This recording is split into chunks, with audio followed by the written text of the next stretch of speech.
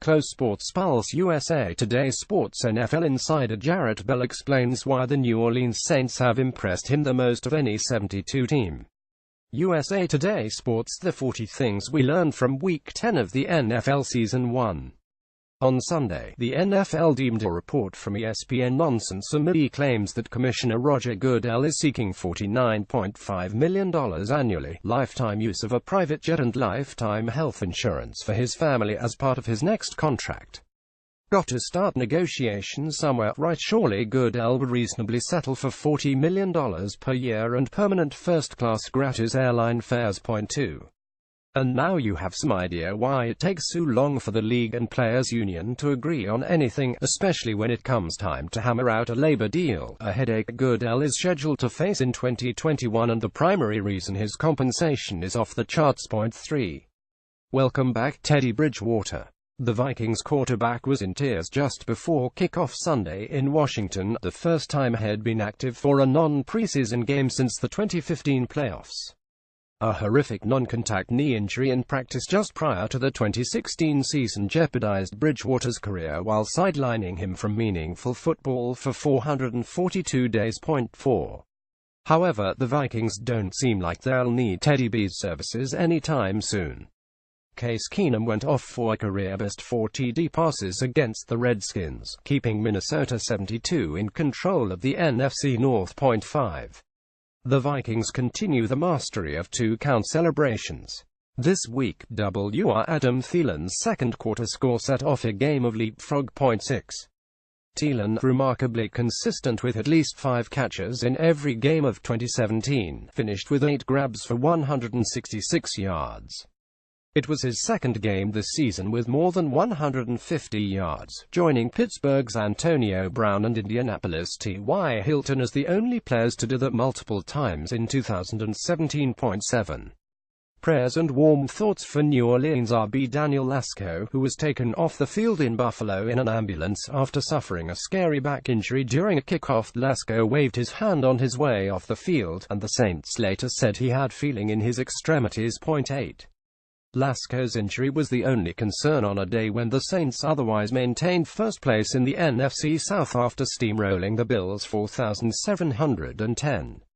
Amazingly, not one of New Orleans' points came courtesy of a Drew Brees TD pass, though he did run for one.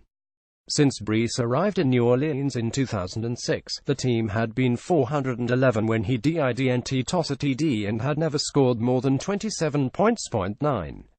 If the Saints stay this hot, the winning stake is now at 7. They can start thinking about at least one playoff game at the Superdome.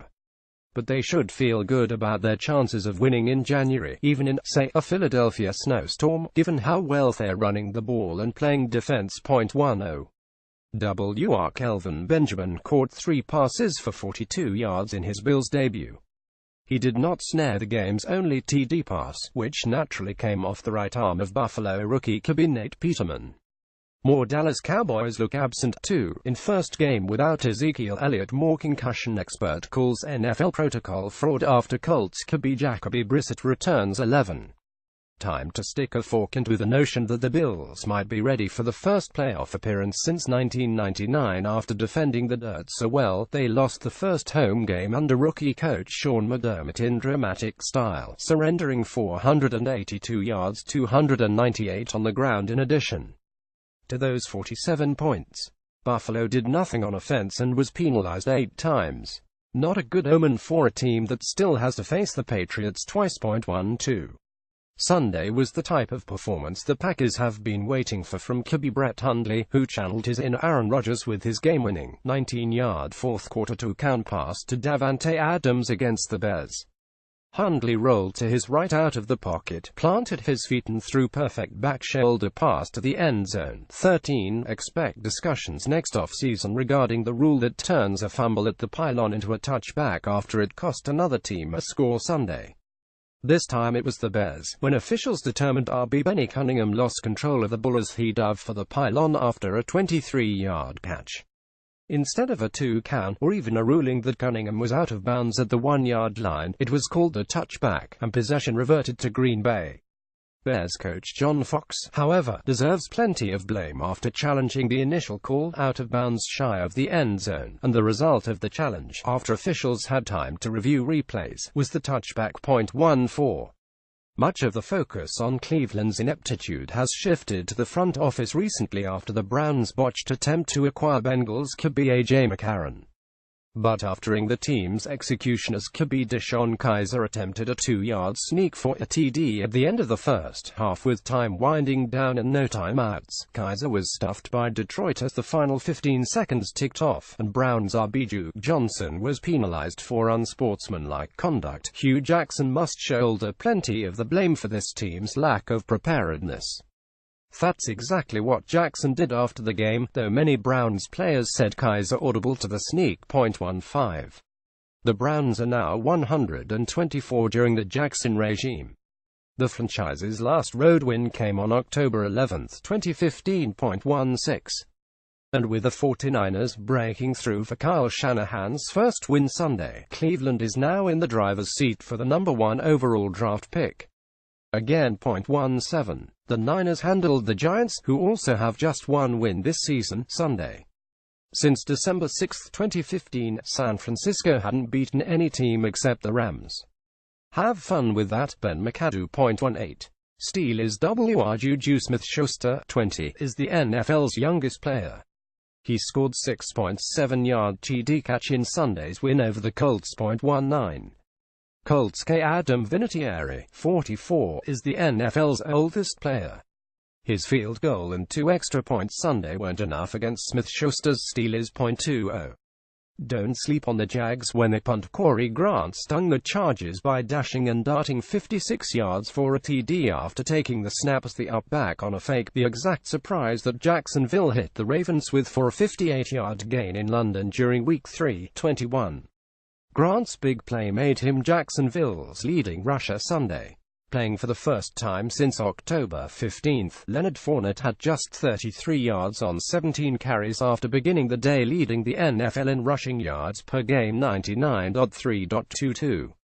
The Jags entered Sunday with a league-high 35 sacks, making them a threat to break the single-season record held by the 84 Bears' 72.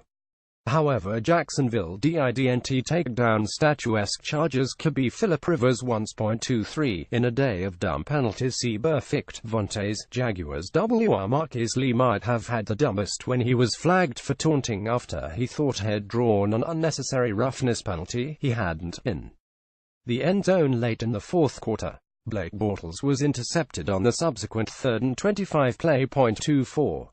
However, the Jags survived in overtime after CBA Bowie's 51-yard return of a Rivers interception set up Josh Lambo's game-winning 30-yard field goal. The Chargers cut Lambo before the season. 25. Losing at Everbank Field was nothing new for Chargers DC Gus Bradley, who was 14-48 in 3+ years as the Jaguars head coach. 26. First place Jacksonville is now 63, the first time it has had that many wins in a season since going 88 in 2010. 27. The Titans are tied with the Jags atop the AFC South after squeaking by the Bengals 2,420. Tennessee has won 4 in a row, but its last 3 victories have come by a total of 10 points. 28. Titans rookie CB Adoree Jackson would make Chuck Bednarik proud. Jackson started on defense, made 2 tackles and broke up 2 passes. He also ran the ball 3 times for 30 yards, brought back 3 punts for 17 yards and returned 3 kickoffs for 71 yards. Ask for overtime pay, Adoree. 29. Did we mention Vontae's Perfect earlier? Yes, almost forgot since he didn't play much Sunday. The Bengals' resident bad boy backer was penalized for a late hit on Titans RB DeMarco Murray and for making contact with an official in the span of 3 plays. Perfect was in the showers before halftime. 30. So much for the upstart Jets heading into next week's buyout 55. Sunday, they lost 15-10 to old friend Ryan Fitzpatrick and the Jameis Winstonless and Mike Evans-less Bucks, who snapped a 5-game skid in a defensive struggle that didn't produce a 2-count until the fourth quarter. 3-1. Giants QB Eli Manning made his 208th consecutive start Sunday, tying brother Peyton for second place on Iron Man list behind Brett Favre 297. Peyton's streak ended because of injury in 2011. Could Eli lose his during this season if McAdoo decides it's time to evaluate rookie QB Davis Webb 32? Atlanta's Matt Ryan became the 19th quarterback in NFL history to pass for 40,000 career yards. But he needed only 151 games to do it, making him the quickest player to reach the milestone. 33. Apparently the Cowboys missed Lieutenant Tyron Smith far more than suspended RB Ezekiel Elliott. With Smith out with a groin injury, Falcons' Adrian Claiborne sacked QB Dak Prescott 6 times, one shy of Hall of Famer Derek Thomas' single-game record. A 7-year vet, Claiborne had only exceeded 6 sacks in a season once. 34. Without Elliott, the Cowboys scored a season-low 7 points in the 277 loss to Atlanta. 35. Rams WR Robert Woods has 4 TD catches in the past 2 games. During his first 4 NFL seasons, all in Buffalo, he had 4 TDs in a season just once.